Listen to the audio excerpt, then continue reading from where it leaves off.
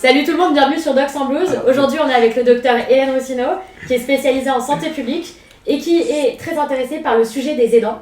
Donc, pour vous, les gars, on va faire un petit quiz. C'est quoi un aidant? Je pose la question à Alex en premier. Moi, j'aurais dit un aidant, c'est quelqu'un qui va aider une personne dépendante. Ok. Il va y avoir une dépendance motrice ou cognitive et qui va, tout au long de sa fin de vie, le prendre en charge en globalité, que ce soit pour la nourriture, que ce soit pour les déplacements, que ce soit pour le sommeil, pour tout.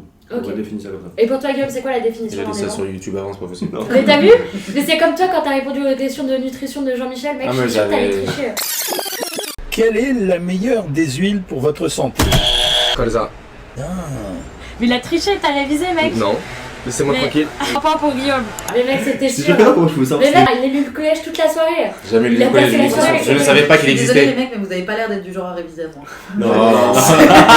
Donc, vas-y pour toi, Guillaume, c'est quoi un aidant? Je verrais plus large que ce qu'a dit Alex. Pour moi, un aidant, c'est pas forcément des personnes qui sont sur la fin de vie. Ça peut être des personnes qui ont genre 40 ans, Alzheimer poussé à son paroxysme. Dépendant, ouais.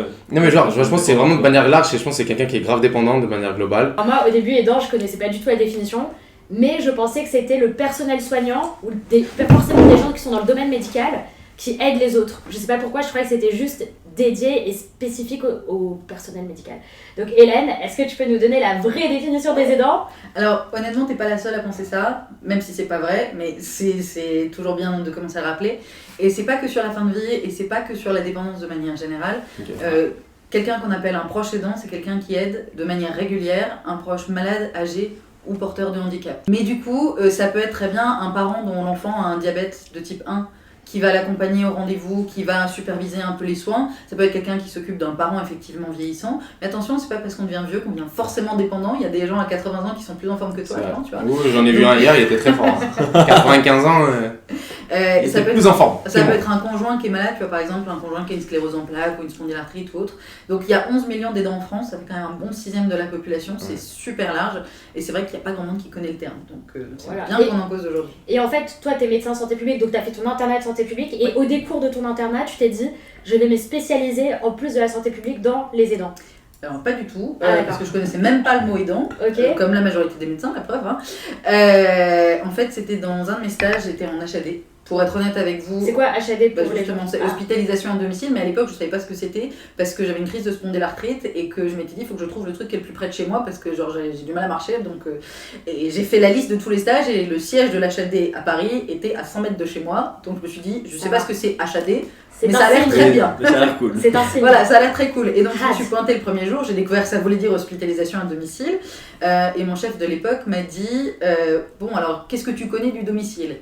Et bien, j'ai même pas compris la question. J'ai réfléchi encore. Ça a dû se voir sur ma tête parce que sur le moment, je me suis dit bah, j'ai un appart. De quoi il parle Oh, j'étais fraîche sortie de l'externat, hein, c'était bon. Il a été très sympa, très diplomate, il m'a pas clashé, il m'a gentiment dit bon écoute, tu vas peut-être aller 2-3 semaines suivre une infirmière un peu à domicile pour voir comment ça marche. Je l'ai mal pris, hein, puis ça me faisait chier, putain, mais j'avais pas fait santé pub pour aller commencer à bosser à 6h du mat. Mais bon, j'y suis allée et je m'étais dit qu'en plus j'allais me faire chier parce que clairement les soins infirmiers j'y connaissais rien, c'était pas moi qui allais pouvoir aider l'infirmière. Je suis pas un médecin qui aide vraiment les infirmières dans leurs soins. Hein. Non, fais pas cette tête là, c'est vrai. Il adore les infirmières. Je suis fan des Pas dans ce sens-là, pas dans ce sens-là. Hein. Donc j'étais sûre que j'allais m'ennuyer parce que pour moi il y aurait l'infirmière, le patient et puis bah moi, globalement. Et en fait non, il y avait toujours un proche qui était là. Et en HAD, ça pouvait être de la fin de vie, comme des accidents, comme des plaies complexes, enfin, il y avait vraiment de tout. Mais en fait, du coup, comme je cause beaucoup, j'ai commencé à causer aux proches et je me suis rendu compte que même si les patients étaient super différents, par contre, ce que me disaient les proches, c'était c'est globalement la même chose, c'était les mêmes problèmes. Et au bout de 3 semaines, je suis revenue voir mon chef et je lui ai dit, j'étais super naïve à l'époque, hein, mais les mecs, il y en a plein qui ont l'âge de travailler, mais ils étaient là pendant tous les soins tout le temps, genre ils n'ont pas de travail, ou comment ça s'organise. Et il m'a dit, bah écoute, ça s'appelle proche aidant, c'est pas un sujet dont on parle beaucoup, il y a quasiment rien dans la littérature médicale. Et en fait, j'y suis restée, j'ai fait ma thèse aussi derrière au même endroit, et c'est comme ça que tout a commencé. C'est trop stylé. Mais tu sais, ce que je trouve qui est très intéressant dans ton truc, c'est que moi je sors des urgences et que tout le système des aidants, on le connaît très très très mal. En tant qu'interne, et tu vois, par exemple, là, moi j'étais chez un médecin généraliste qui m'a fait un peu découvrir le monde de la ville avec la DAC, peut-être que tu connais. En gros, c'est une sorte d'organisme qui est département dépendant. Tu vas les contacter, tu vas leur dire voilà, j'ai un mec qui a besoin qu'on l'aide, ou parce qu'il a besoin des soins infirmiers, ou parce qu'il a besoin de kiné à domicile, enfin peu importe. Et eux, ils vont te mettre tout en place pour qu'en fait, tous les aidants viennent participer à la santé de la personne. Enfin, c'est un peu ça les aidants. Donc, Attention, les aidants, c'est globalement c'est la voilà, famille et c'est les la famille, amis, mais ok. c'est pas professionnel, j'insiste, Mais parce que du coup, c'est... Tu vois, parce que moi, en gros, moi, je me suis retrouvé dans des situations aux urgences où à un moment, t'as un fils qui a envoyé son père aux urgences parce qu'il n'arrivait plus à le maintenir à domicile. Ouais, Le père était... Médicalement, il n'y avait rien à faire. On l'a juste maintenu dans un lit. Et moi, j'ai appelé le fils, je fais pourquoi vous l'avez envoyé aux urgences? Il fait ah, mais j'arrive plus à le maintenir à domicile, ça devient insupportable pour moi. Je lui fais mais monsieur, le problème c'est que les urgences, votre père il est mieux chez vous que chez nous. Je fais on va vous le garder dans la soirée parce que j'étais en garde, mais je fais demain à 8h il va rentrer chez vous. Et en fait, moi je me suis retrouvé, parce que ça c'était il y a 6 mois en arrière, dans une situation où en fait j'ai rien proposé de particulier au fils. Et j'en avais discuté avec mes chefs. Et en fait, même eux à ce moment-là m'avaient pas dit bah il y a un numéro que tu peux lui donner pour qu'il puisse s'orienter vers ça. Donc du coup j'ai juste dit au fils bah écoutez il va falloir vous orienter vers votre médecin généraliste pour en discuter. Alors qu'il y a vraiment des systèmes qui existent, qui sont maintenant assez carrés pour pouvoir aider ce genre de personnes. C'est hyper intéressant ce que tu dis, parce qu'en fait, toute urgentiste qui t'écoute et qui se retrouve dans cette situation, maintenant, il sait Mais qu'il y a des même- numéros. Mais ou même des- n'importe quel interne, tu vois, même n'importe quel médecin. En fait, ce qui est drôle, je trouve qu'il y a un manque de communication sur ces choses-là. Et en gros, quand je suis allé chez la DAC il y a 3 semaines, je leur ai dit, mais comment ça se fait que moi je viens de vous découvrir que maintenant? Et c'était un organisme incroyable, tu vois. La Et c'était DAC, des gens qui ouais. étaient en dehors, enfin, qui sont pas forcément médecins, mais en tout cas, c'est eux qui gèrent la mise en relation. Ouais. Et je leur ai dit, comment c'est possible que les internes, on ne connaisse pas au minimum un numéro à attribuer à des familles quand il y a besoin? Mais les généralistes, ils savent pas forcément Non. non plus. Hein. Non, non. C'est pour ça que je prêche dans mon premier bouquin, je parlais d'un parcours de l'aidant, parce qu'en santé pub, on nous parle tout le temps du parcours patient. Le parcours patient, ça, C'est le mot. c'est quasi une religion, le c'est parcours le gaga. patient. Mais en fait, pour moi, il y a besoin d'un parcours pour les aidants à côté, pour qu'ils soient accompagnés, avec vraiment, enfin, c'est des organes dédiés. Et j'avais eu l'idée d'un centre de ressources pour aidants, qui soit vraiment le guichet unique d'entrée pour tout le monde, ce qui fait que tu pourrais dire à tous les médecins, en gros, vous avez un membre d'une famille qui a un problème, peu importe le souci, vous le renvoyez à cet endroit-là et après, le centre gère. Parce que le problème, c'est qu'aujourd'hui, si tu accompagnes quelqu'un en situation de handicap, quelqu'un qui vieillit ou quelqu'un qui a une maladie chronique, c'est pas les mêmes gens. Et en fait, Bien c'est sûr. super compliqué parce que pour rediriger les gens, déjà les gens savent pas vers où aller. Les professionnels, vous n'avez pas le temps de vous former tout le temps à savoir alors, vers quel numéro, vers quelle personne. Il a quel âge la personne que vous aidez? 59 ans. Ah merde, alors c'est à partir de 60 ans le truc pour les personnes âgées. Et bah revenez l'année prochaine. Hein. Donc il y a des cases partout un peu dans notre système, mais c'est clair qu'il n'y a pas de formation vraiment sur le sujet des aidants. Il n'y a pas de formation sur comment leur parler, parce qu'il y a plein de complications de santé par exemple qu'on risque quand on est aidant, que les médecins se connaissent. Ah ouais, par Pas du exemple. Dépression, on va dire direct. Clairement. En général, ouais. Clairement, Ah, dépression, ouais, anxiété, c'est troubles du fort. sommeil, tout ce qui est... T'as même une sensibilité accrue aux infections. Ah ouais. Ouais. Ça a été prouvé ça? Bah parce que t'es fatigué, j'imagine. Exactement. Donc du coup, tes défenses immunitaires, elles baissent. T'es fatigué, t'as pas de Les temps pour médecins, toi, quoi. t'as plus d'activité physique Big en brain. général, t'as pas de suivi, t'as un renoncement aux soins énorme dans la population des aidants parce que c'est le proche qui est Ouais, tu prioritaire. délaisses tout et tu Exactement. t'occupes de la personne. Et du coup, t'as des aidants qui sont en super mauvaise santé ou qui pètent un câble, et c'est comme ça que t'as des situations dramatiques. Ouais. C'est dramatique pour le proche, c'est dramatique pour l'aidant parce que quand il en est arrivé à ce point-là, c'est que vraiment il va pas bien et que. Enfin, Il a tout donné. en et fait, il a trop donné. l'urgence, c'est lui. Ouais. C'est pas tant Ah le ouais, c'est patient le que c'est patient. lui. Et enfin, le système de santé repose quasi entièrement sur eux quand même, parce que tout le monde nous parle d'ambulatoire et de retour à domicile, trucs comme ça, mais tu fais rien sans les proches. C'est juste pas possible.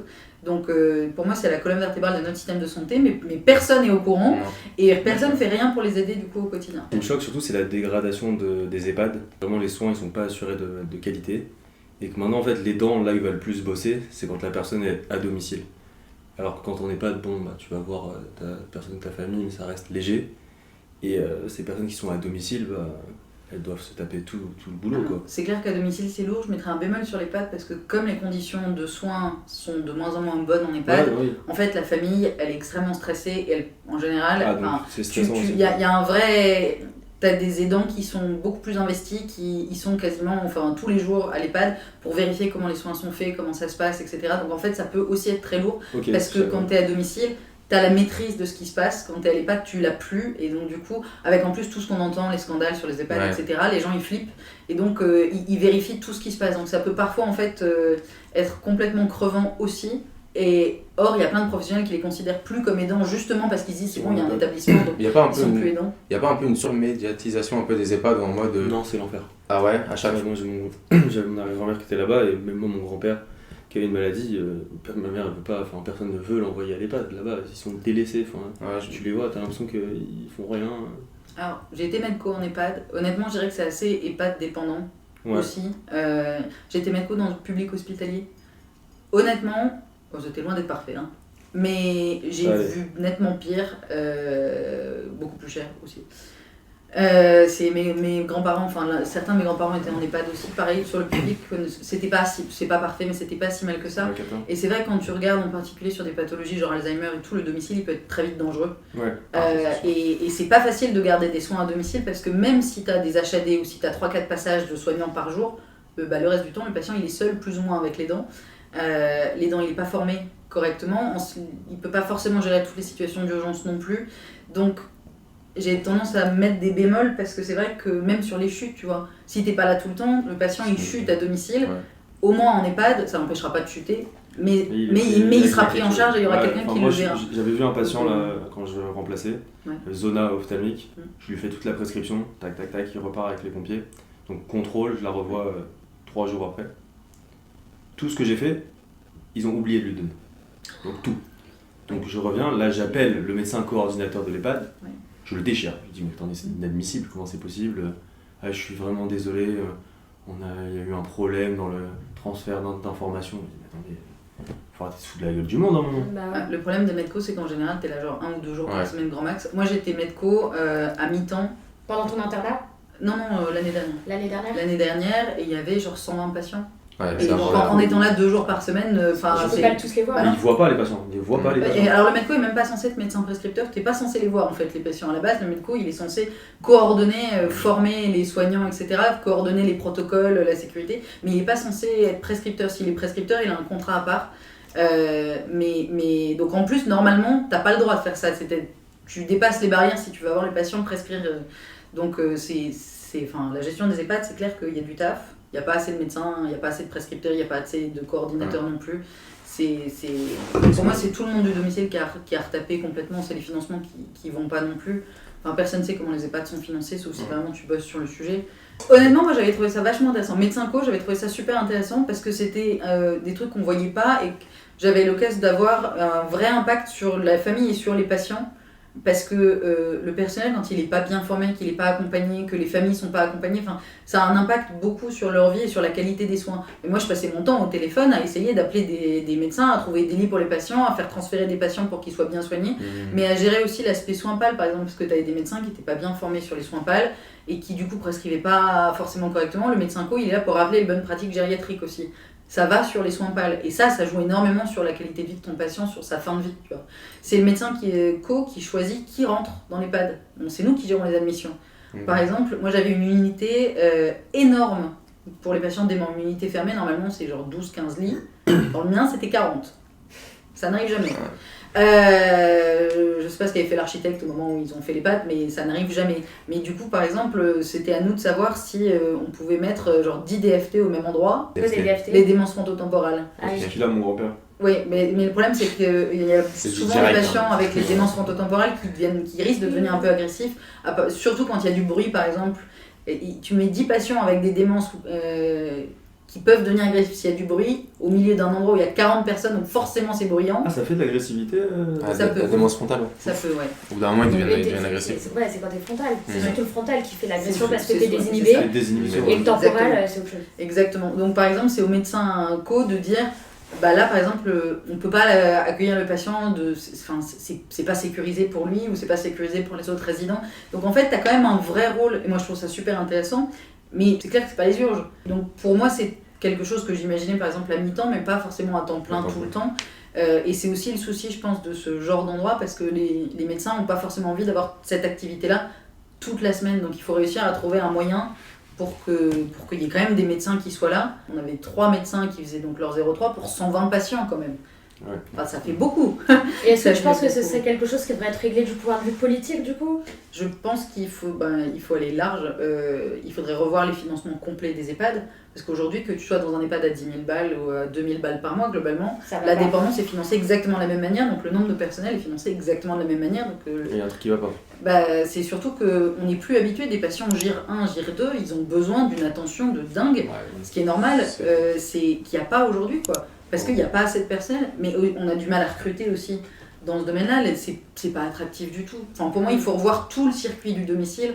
Tous les patients n'ont pas forcément besoin d'EHPAD quand ils y sont.